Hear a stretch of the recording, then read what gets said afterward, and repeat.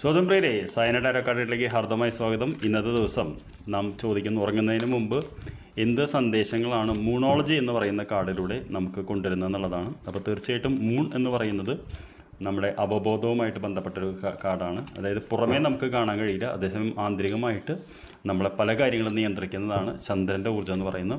അപ്പോൾ current situation എന്താണെന്ന് ചോദിച്ചപ്പോൾ your commitment is being tested എന്ന് പറയുന്ന കാർഡാണ് വന്നിട്ടുള്ളത്.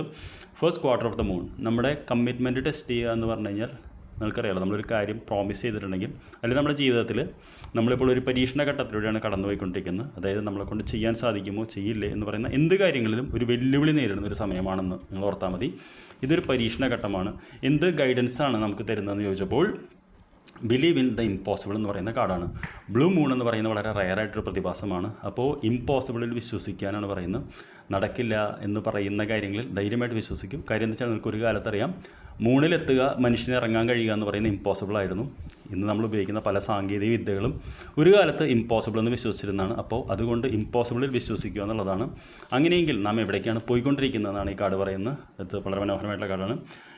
The answers to you need are coming എന്നാണ് പറയുന്നത്. അപ്പോൾ ഫുൾ മൂൺ ഇൻ ജെമിനി എന്ന് പറയുന്നത് വളരെ മനോഹരമായിട്ടുള്ള കാർഡാണ്. ജെമിനി എന്ന് പറയുന്നത് ട്വിൻസിൻ്റെ കാർഡാണ്, 2 വനിതകളുടെ കാർഡാണ്. അപ്പോൾ തീർച്ചയായിട്ടും നമ്മുടെ ചോദ്യങ്ങൾക്കുള്ള ഉത്തരം നമ്മളിലേക്ക് വന്നുകൊണ്ടിരിക്കുന്നു എന്നുള്ളതാണ്. അപ്പോൾ 3 കാര്യങ്ങളാണ് നമ്മൾ ഒരു പരീക്ഷണ ഘട്ടത്തിലൂടെ ആയിരിക്കും കടന്നു പോകുന്നത്, വൈകാരികമായിട്ടും ആന്തരികമായിട്ടും. ഈ സമയത്ത് നമുക്ക് പലരും വിശ്വാസം നഷ്ടപ്പെടും, പക്ഷേ ഇമ്പോസിബിളിൽ വിശ്വസിക്കൂ. അതിനുള്ള ചോദ്യങ്ങൾക്ക് ഉത്തരം നമുക്ക് നേരെ വരുന്നുണ്ടെന്നുള്ളതാണ്. സമാധാനമായിട്ട് ഉറങ്ങിക്കോളൂ. I wish you good night. നമുക്ക് നാളെ രാവിലെ കാണാം. Thank U.